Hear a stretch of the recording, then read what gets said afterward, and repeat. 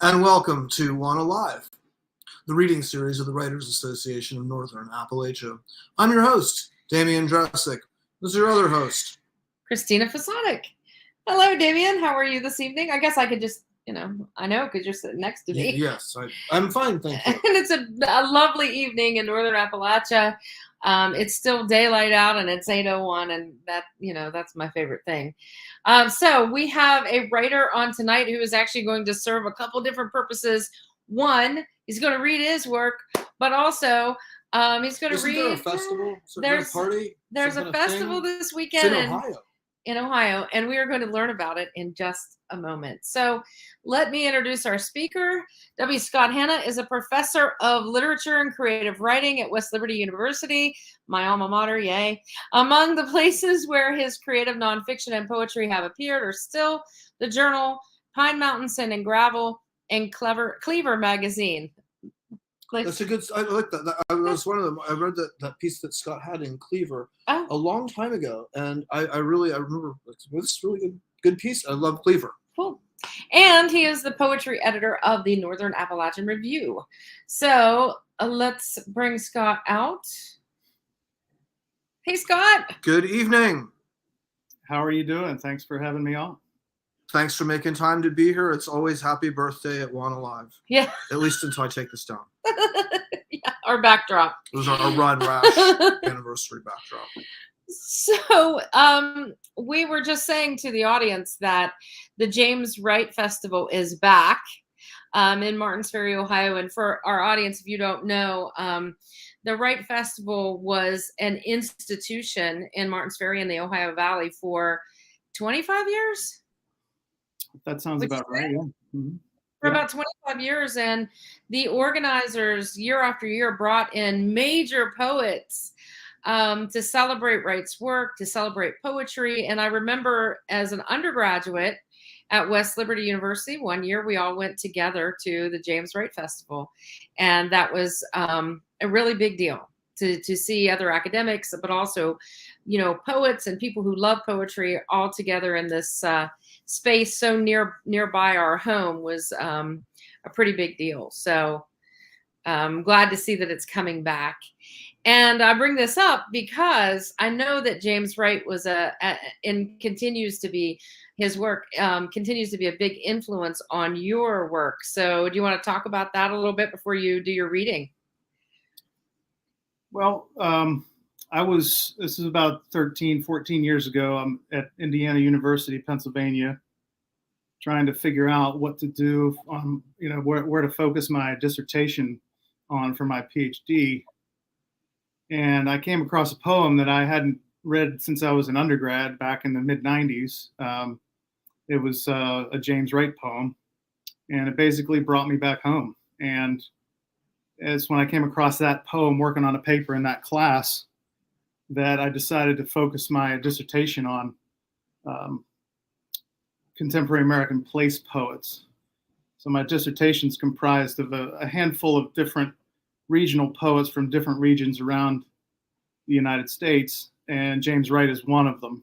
He's one chapter in that dissertation. And so once I got through what I like to call the living hell of writing a doctoral dissertation, I decided that academic writing really wasn't my thing. I was so inspired by his work that I wanted to return to my own creative work. And so I've been pretty much working on my own creative writing ever since, and kind of moved away from that, the academic side of things.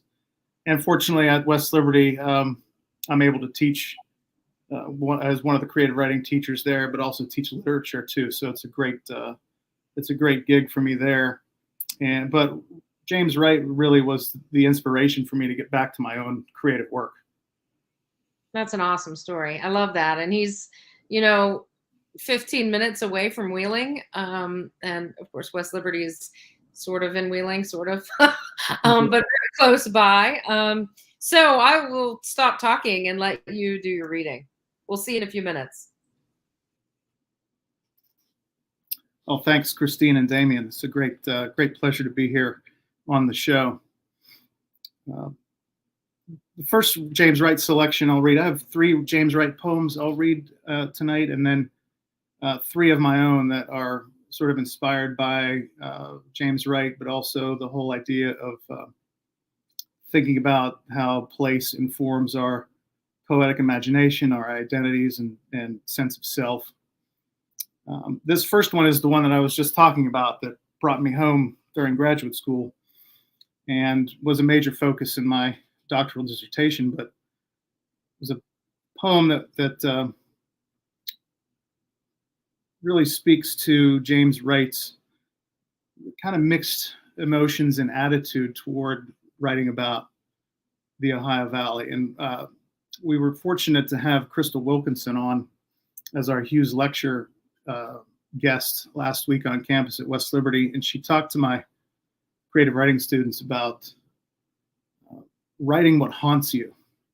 And I thought that was a great little bit of advice, and I think that really connects to James Wright's work, because if you read across his work, especially his Ohio Valley poems, you can see that he's at once haunted by his identity in his hometown, and also returns to it as a place of beauty and comfort. So this poem really captures that spirit. It's called Autumn Begins in Martins Ferry, Ohio. In the Shreve High football stadium, I think of Polacks nursing long beers in Tiltonsville, and gray faces of Negroes in the blast furnace at Benwood, and the ruptured night watchmen of Wheeling Steel, dreaming of heroes. All the proud fathers are ashamed to go home. Their women cluck like starved pullets, dying for love. Therefore, their sons grow suicidally beautiful at the beginning of October and gallop terribly against each other's bodies. This next short piece by Wright captures that idea that I was saying before. Some of his work is critical of the Valley, and other parts of his work praise it and embrace it, and are very reverent toward it. And this is a short little passage from a longer poem in several parts, but it's called Many of Our Waters, and this is a short section from his section 2. Oh, my back-broken, beloved Ohio, I too was beautiful once, just like you. We were both still a little young then. Now, all I am is a poet, just like you. This morning, I feel like that old child you gathered so often into your rinsing arms and bathed and healed. I feel lonesome and sick at heart, frightened, and I don't know why. And this third selection by Wright is one that was introduced to me by Christina's and my creative writing professor at West Liberty State College, Dr. Dave Thomas. And it's also one that segues into my first poem of my own that I'll share here in a second. Another one that's that sort of mix of desperation, beauty, critique of Ohio Valley culture. It's maybe one of the best titles. It definitely is James Wright's best title, in response to a rumor that the oldest whorehouse in Wheeling, West Virginia, has been condemned. I will grieve alone as I strolled alone years ago down along the Ohio shore. I hid in the hobo jungle weeds upstream from the sewer main, pondering, gazing. I saw downriver at 23rd and Water Streets by the Vinegar Works the doors open in the early evening. And swinging their purses, the women poured down the long street to the river and into the river. I do not know how it was they could drown every evening. What time near dawn did they climb up the other shore, drying their wings?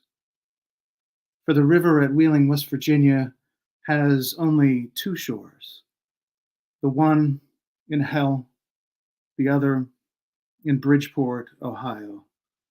And nobody would commit suicide only to find, beyond death, Bridgeport, Ohio. So as I mentioned, my creative writing professor, Dave Thomas, he introduced that poem to us, and also a poem that he wrote called In Response to Your Response. And so many years later, I was thinking about that poem and had a personal experience living for a stretch of time right near there in South Wheeling. And so I wrote this poem about that. It's called In Response to Your Responses. And this is part of a manuscript I have almost finished. And I'll talk a little bit more about after this particular poem. In Response to Your Responses, for Dave Thomas and James Wright. You were both there still when I stood, fallen and broken-winged, on the banks of the Ohio, just beyond Wheeling Spring in early April. And you remain there still every time I drive alone through South Wheeling, grieving sullen recollections of a 3-month sentence in hell. Reliving the one evening when I escaped the Oaf Street apartment where circle curls of cigarette smoke enwreathed whispers of suicides and swirled about the faces of all the fallen and dry-winged women, their memories, their pasts, now woven into my own. Just west of Water Street, I stood, gazing into glassy Ohio currents, a black night mirror, searching for the soul I knew I never would find, nor even had, pondering the water, a grave to so many. But now I think, maybe here, you were right, Jim. Can I call you Jim? Just south and across the river from Bridgeport, Ohio, all three of us somehow rose out of this infected hell, resurrected, if only by the promise of the next blank page. So up two more poems of my own to share, both from a nearly completed manuscript called The Only House on the Left. And that's a reference to the house I grew up in, 131 Donry Acres. Now it's called Donry Drive, which is, those of you familiar with the Wheeling area, which is out near the Ogilvy Park area of Wheeling. And my dad always described our house as, when he was giving directions, as the only house on the left, because there were 4 houses on one side and ours on the other. And so it's a recurring image throughout the manuscript, because it deals with a number of memories growing up there, and a lot of it is rooted in those experiences there. So this is the title poem of that manuscript. The Only House on the Left. 40 years before this brokenness, before bedriddenness exchanged longing for servitude, before the silent midsummers on porches where you became monuments to time's slowing and speeding and the coming on of that evening light in August, before knowing all that its passing will take away, the crabapple bloomed. White in the spring of 74, forsythia bursting on the hill, green ground and wood tugging at our guts, even then pulling down, swelling and pregnant, memory digging in root and leaf and sky, turning toward words we would never end up saying, always turning toward the empty winter of now. When cardinals croon in the pines, chickadees burrow in the yews, bare branched maple and locust thatch against gray November sky, and the light in the backwoods falls finally in morning, silvering the frosted grass, and later in evening lays the pine shadows out long across the east field by the empty house, where no eyes, no voice, no body, or even memory is left to bear witness.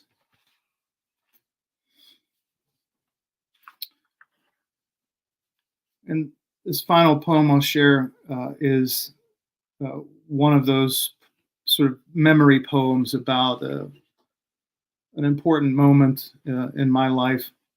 And a lot of these poems have taken on a lot of new meaning. That a lot of them have lived for a long time, but they've taken on a lot of new significance since my dad passed away back in October.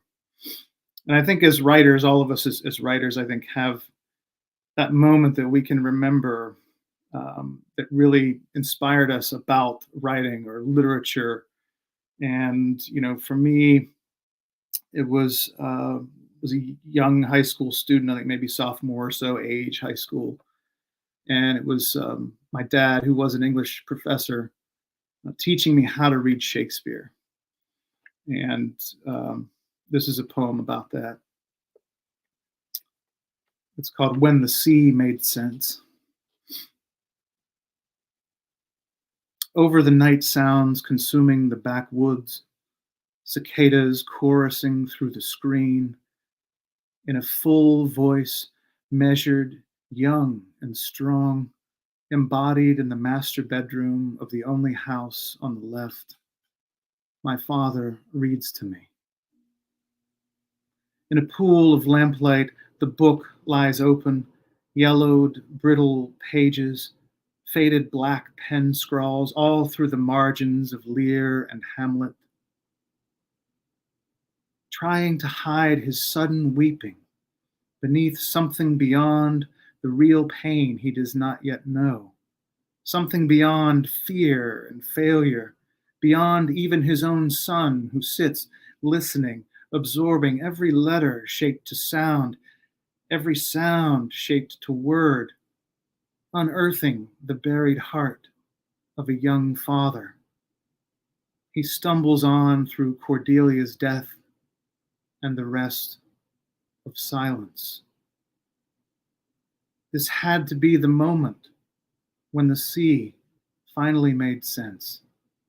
The way the tide out of which we crawled never stops moving. The illusion of the morning sun rising up into what we used to believe was heaven. Thank you very much. Go ahead. Right. Thanks, Scott. That was great. Yeah, thank you. I do not have the conversance with James Wright's work that you and Christina do. So I was. Oh, I've done worse than that. Shame on you. So I'm very grateful for you sharing his amazing work. I really thanks for enlightening me. I really got a kick out of that. I liked in your own work. Can I call you Jim? Yeah, right. I thought was it. Yeah, no, these like shoestring epics of Poison Americana. It's really really nice stuff. I also I love that Krista Wilkinson thing. I'm glad you shared that. That's really, I'm just gonna steal that. Yeah. The idea of writing what haunts you. Mm-hmm. Wonderful advice for students sometimes. Yeah, I wanted to share that because it just, ever since she was here last week or so, it's just been sticking in my brain, and I thought it was great advice for writers. She gave us this great exercise to do where each student wrote down like a secret of their own, right? And then she just randomly passed them out to other people. So your prompt was someone else's secret, and you had to write from that, which I thought was a pretty good exercise too. That's racy. Yeah. And exciting. That really is. Yeah. That would freak me out if I was a student, but well, they were paranoid, I could tell, but they did a good job. Well, and what's the saying? I think it's an AA saying that we're only as sick as our darkest secret. So you can shine some light on that, that, and what good writing sometimes comes from the things that haunt us or the things that are a secret. The audience and you could not see me, but when you decided to read my favorite James Wright poem, I was in the background going, because I love that poem. It's, you think, oh, it's going to be this body piece, right? And it is in some ways, but really it's a very sensitive, haunting poem, I think, where he's talking about them emerging as angels, and this very interesting take on just that part of Wheeling's history, because Wheeling was known, among other things, as a place for prostitution, and that he would write about it so sensitively, I think, is a remarkable thing. I mean, it's a beautiful poem, and I love it for everything that it is. It's smutty and beautiful and all the things, and I love that. And I think that's the thing I like about James Wright's work so much, is that it is definitely rooted in place and rooted in embodiment. It's an experience. It's not something beyond what the regular person, if they were reading it, could understand, but you really feel, I think, in some ways connected to him and to the place that he's writing about. I just love his work. Yeah, and the whole notion of writing about what haunts you just fits in line with the his era that he was becoming a writer during, which was the dawn of the confessional era in the 50s and 60s. Yeah. So, I mean, his contemporaries were, Roethke and Anne Sexton and Sylvia Plath and Lowell and all the confessionals too. So that's the idea. Yeah, I love it. And I mean, I think sometimes about, when we think about Northern Appalachian writers, which we think about all the time, and how, obviously he's more than just that, a regional poet, but how well he writes about the Ohio Valley, especially of that time. And left that. I think what's so important about him as a place-based writer is that he left when he was 18 and pretty much never came home. But then in all of his poetry, he's always returning to home in his poetic imagination. It's what gives the subject matter to so much of his work, and that goes back to the idea of being haunted, by his home landscape. And he wrote, I don't know, I've never done the math, but at least close to 40%, I would think, or 50 deal with the Ohio Valley in some way of his total works. And then, he wrote about place. He lived in the Midwest and Pacific Northwest and stuff too, and he's writing about those experiences. But he's always coming back to the Ohio Valley. Yeah, and I love that he is, one of many great representations of, what this place. Well, I'm not there right now, but what the Ohio Valley is like and what it represents, and of a time that is forgotten. I mean, he's as much of an historian of the Ohio Valley as anybody else is. Yeah. And that's just so important, I think. You want to say something, I can tell. Well, I like the way he moves through time, and even he's sort of the sort of fraught business of time moving forward, and I think you talk about him as a chronicler, and I think it's a role he's certainly comfortable with and aware of. Yeah, no doubt.